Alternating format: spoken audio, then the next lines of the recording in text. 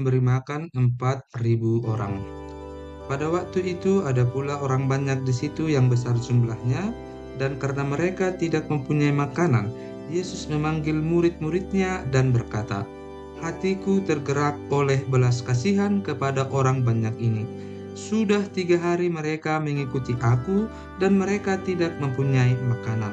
Dan jika mereka kusuruh pulang ke rumahnya dengan lapar, mereka akan rebah di jalan sebab ada yang datang dari jauh." Murid-muridnya menjawab, "Bagaimana di tempat yang sunyi ini orang dapat memberi mereka roti sampai kenyang?" Yesus bertanya kepada mereka, "Berapa roti ada padamu?" Jawab mereka, "7." Lalu ia menyuruh orang banyak itu duduk di tanah. Sesudah itu ia mengambil ketujuh roti itu, mengucap syukur, memecah-mecahkannya, dan memberikannya kepada murid-muridnya untuk dibagi-bagikan, dan mereka memberikannya kepada orang banyak. Mereka juga mempunyai beberapa ikan, dan sesudah mengucap berkat atasnya, ia menyuruh supaya ikan itu juga dibagi-bagikan, dan mereka makan sampai kenyang. Kemudian orang mengumpulkan potongan-potongan roti yang sisa sebanyak 7 bakul. Mereka itu ada kira-kira 4.000 orang. Lalu Yesus menyuruh mereka pulang.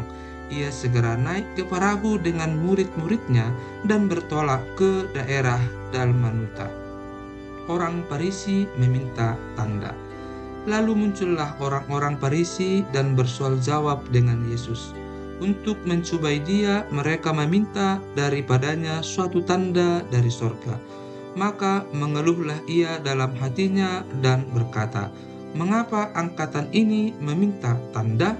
Aku berkata kepadamu, sesungguhnya kepada angkatan ini sekali-kali tidak akan diberi tanda." Ia meninggalkan mereka. Ia naik pula ke perahu dan bertolak ke seberang. Tentang ragi orang Farisi dan ragi Herodes. Kemudian ternyata murid-murid Yesus lupa membawa roti, hanya sebuah saja yang ada pada mereka dalam perahu. Lalu Yesus memperingatkan mereka, katanya, "Berjaga-jagalah dan awaslah terhadap ragi orang Farisi dan ragi Herodes." Maka mereka berfikir-fikir, dan seorang berkata kepada yang lain, "Itu dikatakannya karena kita tidak mempunyai roti." Dan ketika Yesus mengetahui apa yang mereka perbincangkan, ia berkata, "Mengapa kamu memperbincangkan soal tidak ada roti? Belum jugakah kamu faham dan mengerti? Telah degilkah hatimu? Kamu mempunyai mata, tidakkah kamu melihat? Dan kamu mempunyai telinga, tidakkah kamu mendengar? Tidakkah kamu ingat lagi pada waktu aku memecah-mecahkan 5 roti untuk 5.000 orang itu? Berapa bakul penuh potongan-potongan roti kamu kumpulkan?" Jawab mereka, 12 bakul. Dan pada waktu 7 roti untuk 4.000 orang itu, berapa bakul penuh potongan-potongan roti kamu kumpulkan? Jawab mereka, 7 bakul. Lalu katanya kepada mereka, "Masihkah kamu belum mengerti?" Yesus menyembuhkan seorang buta di Betsaida. Kemudian tibalah Yesus dan murid-muridnya di Betsaida. Di situ orang membawa kepada Yesus seorang buta, dan mereka memohon kepadanya supaya ia menjamah dia. Yesus memegang tangan orang buta itu dan membawa dia ke luar kampung. Lalu ia meludahi mata orang itu dan meletakkan tangannya atasnya dan bertanya, "Sudahkah kau lihat sesuatu?" Orang itu memandang ke depan lalu berkata, "Aku melihat orang, sebab melihat mereka berjalan-jalan, tetapi tampaknya seperti pohon-pohon." Yesus meletakkan lagi tangannya pada mata orang itu. Maka orang itu sungguh-sungguh melihat dan telah sembuh, sehingga ia dapat melihat segala sesuatu dengan jelas. Sesudah itu Yesus menyuruh dia pulang ke rumahnya dan berkata, "Jangan masuk ke kampung." Pengakuan Petrus. Kemudian Yesus beserta murid-muridnya berangkat ke kampung-kampung di sekitar Kaisarea Filipi. Di tengah jalan ia bertanya kepada murid-muridnya, katanya, "Kata orang, siapakah aku ini?" Jawab mereka, "Ada yang mengatakan Yohanes Pembaptis, ada juga yang mengatakan Elia, ada pula yang mengatakan seorang dari para nabi." Ia bertanya kepada mereka, "Tetapi apa katamu? Siapakah aku ini?" Maka jawab Petrus, "Engkau adalah Mesias." Lalu Yesus melarang mereka dengan keras supaya jangan memberitahukan kepada siapapun tentang Dia. Pemberitahuan pertama tentang penderitaan Yesus dan syarat-syarat mengikut Dia. Kemudian mulailah Yesus mengajarkan kepada mereka bahwa Anak Manusia harus menanggung banyak penderitaan dan ditolak oleh tua-tua, imam-imam kepala, dan ahli-ahli Taurat, lalu dibunuh dan bangkit sesudah 3 hari. Hal ini dikatakannya dengan terus terang, tetapi Petrus menarik Yesus ke samping dan menegur dia. Maka berpalinglah Yesus dan sambil memandang murid-muridnya, ia memarahi Petrus, katanya, "Enyahlah iblis, sebab engkau bukan memikirkan apa yang dipikirkan Allah, melainkan apa yang dipikirkan manusia." Lalu Yesus memanggil orang banyak dan murid-muridnya dan berkata kepada mereka, "Setiap orang yang mau mengikut aku, ia harus menyangkal dirinya, memikul salibnya dan mengikut aku. Karena siapa yang mau menyelamatkan nyawanya, ia akan kehilangan nyawanya. Tetapi barang siapa kehilangan nyawanya karena aku dan karena Injil, ia akan menyelamatkannya. Apa gunanya seorang memperoleh seluruh dunia, tetapi ia kehilangan nyawanya? Karena apakah yang dapat diberikannya sebagai ganti nyawanya? Sebab barang siapa malu karena aku dan karena perkataanku di tengah-tengah angkatan yang tidak setia dan berdosa ini, Anak Manusia pun akan malu karena orang itu apabila ia datang kelak dalam kemuliaan Bapanya, diiringi malaikat-malaikat kudus. Katanya lagi kepada mereka, "Aku berkata kepadamu, sesungguhnya di antara orang yang hadir di sini ada yang tidak akan mati sebelum mereka melihat bahwa kerajaan Allah telah datang dengan kuasa." Yesus dimuliakan di atas gunung. 6 hari kemudian, Yesus membawa Petrus, Yakobus, dan Yohanes, dan bersama-sama dengan mereka, ia naik ke sebuah gunung yang tinggi. Di situ mereka sendirian saja. Lalu Yesus berubah rupa di depan mata mereka, dan pakaiannya sangat putih berkilat-kilat. Tidak ada seorang pun di dunia ini yang dapat menggelantang pakaian seperti itu. Maka nampaklah kepada mereka Elia bersama dengan Musa. Keduanya sedang berbicara dengan Yesus.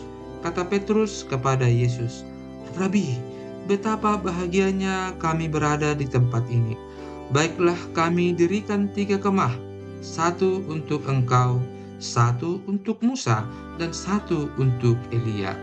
Ia berkata demikian sebab tidak tahu apa yang harus dikatakannya, karena mereka sangat ketakutan. Maka datanglah awan menaungi mereka, dan dari dalam awan itu terdengar suara, "Inilah anak yang kukasihi, dengarkanlah dia." Dan sekonyong-konyong waktu mereka memandang sekeliling mereka, mereka tidak melihat seorang pun lagi bersama mereka, kecuali Yesus seorang diri. Pada waktu mereka turun dari gunung itu, Yesus berpesan kepada mereka supaya mereka jangan menceritakan kepada seorang pun apa yang telah mereka lihat itu sebelum Anak Manusia bangkit dari antara orang mati. Mereka memegang pesan tadi sambil mempersoalkan di antara mereka apa yang dimaksud dengan bangkit dari antara orang mati. Lalu mereka bertanya kepadanya, "Mengapa ahli-ahli Taurat berkata bahwa Elia harus datang dahulu?" Jawab Yesus, "Memang Elia akan datang dahulu dan memulihkan segala sesuatu. Hanya bagaimanakah dengan yang ada tertulis mengenai Anak Manusia, bahwa ia akan banyak menderita dan akan dihinakan? Tetapi aku berkata kepadamu, memang Elia sudah datang, dan orang memperlakukan dia menurut kehendak mereka, sesuai dengan yang ada tertulis tentang dia.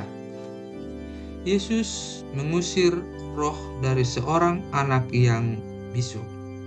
Ketika Yesus, Petrus, Yakobus, dan Yohanes kembali pada murid-murid lain, mereka melihat orang banyak mengerumuni murid-murid itu, dan beberapa ahli Taurat sedang mempersoalkan sesuatu dengan mereka.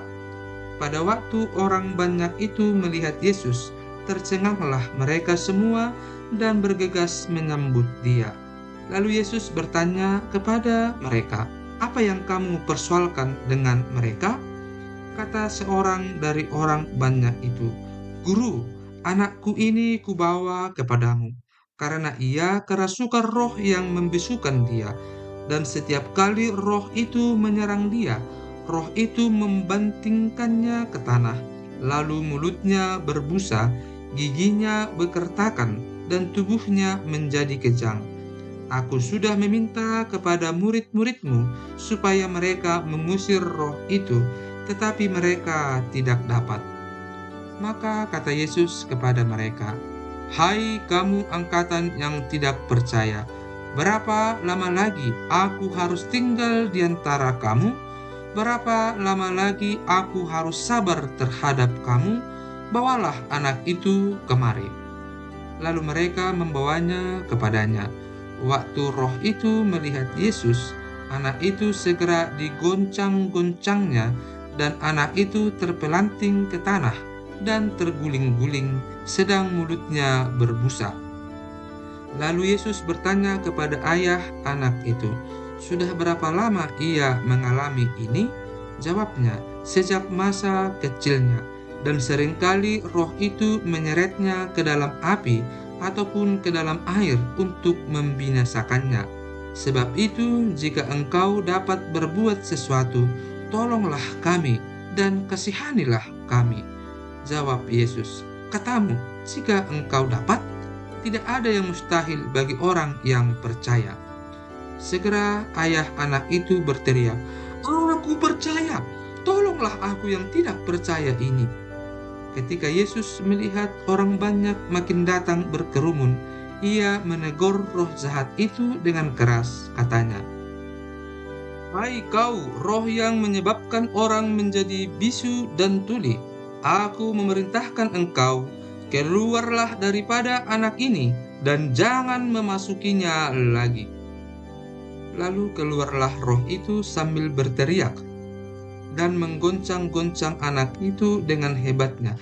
Anak itu kelihatannya seperti orang mati, sehingga banyak orang yang berkata, "Ia sudah mati." Tetapi Yesus memegang tangan anak itu dan membangunkannya, lalu ia bangkit sendiri. Ketika Yesus sudah di rumah dan murid-muridnya sendirian dengan dia, bertanyalah mereka, "Mengapa kami tidak dapat mengusir roh itu?" Jawabnya kepada mereka, "Jenis ini tidak dapat diusir kecuali dengan berdoa." Pemberitahuan kedua tentang penderitaan Yesus. Yesus dan murid-muridnya berangkat dari situ dan melewati Galilea, dan Yesus tidak mau hal itu diketahui orang, sebab ia sedang mengajar murid-muridnya. Ia berkata kepada mereka, "Anak manusia akan diserahkan ke dalam tangan manusia, dan mereka akan membunuh dia, dan 3 hari sesudah ia dibunuh, ia akan bangkit." Mereka tidak mengerti perkataan itu, namun segan menanyakannya kepadanya, "Siapa yang terbesar di antara para murid?" Kemudian tibalah Yesus dan murid-muridnya di Kapernaum. Ketika Yesus sudah di rumah, ia bertanya kepada murid-muridnya, "Apa yang kamu perbincangkan tadi di tengah jalan?" Tetapi mereka diam, sebab di tengah jalan tadi mereka mempertengkarkan siapa yang terbesar di antara mereka. Lalu Yesus duduk dan memanggil ke-12 murid itu. Katanya kepada mereka, "Jika seseorang ingin menjadi yang terdahulu, hendaklah ia menjadi yang terakhir dari semuanya dan pelayan dari semuanya." Maka Yesus mengambil seorang anak kecil dan menempatkannya di tengah-tengah mereka. Kemudian ia memeluk anak itu dan berkata kepada mereka, "Barang siapa menyambut seorang anak seperti ini dalam namaku, ia menyambut aku. Dan barang siapa menyambut aku, bukan aku yang disambutnya, tetapi dia yang mengutus aku." Seorang yang bukan murid Yesus mengusir setan. Kata Yohanes kepada Yesus, "Guru, kami lihat seorang yang bukan pengikut kita mengusir setan demi namamu.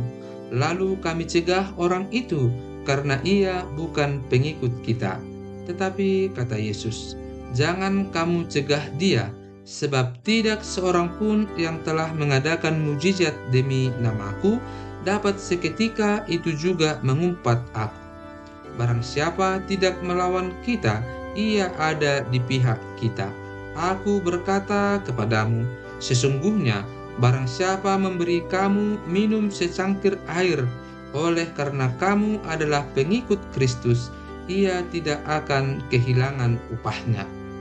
Siapa yang menyesatkan orang tentang garam? Barang siapa menyesatkan salah satu dari anak-anak kecil yang percaya ini, lebih baik baginya jika sebuah batu kilangan diikatkan pada lehernya, lalu ia dibuang ke dalam laut. Dan jika tanganmu menyesatkan engkau, penggallah, karena lebih baik engkau masuk ke dalam hidup dengan tangan kudung daripada dengan utuh kedua tanganmu dibuang ke dalam neraka, ke dalam api yang tak terpadamkan. Di tempat itu ulatnya tidak akan mati dan apinya tidak akan padam.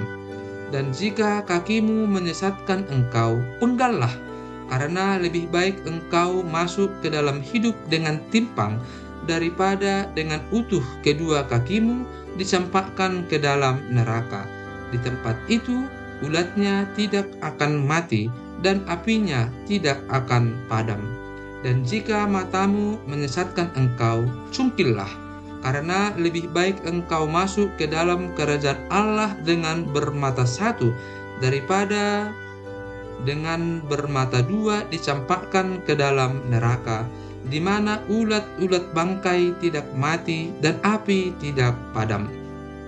Karena setiap orang akan digarami dengan api. Garam memang baik, tetapi jika garam menjadi hambar, dengan apakah kamu mengasinkannya? Hendaklah kamu selalu mempunyai garam dalam dirimu dan selalu hidup berdamai yang seorang dengan yang lain.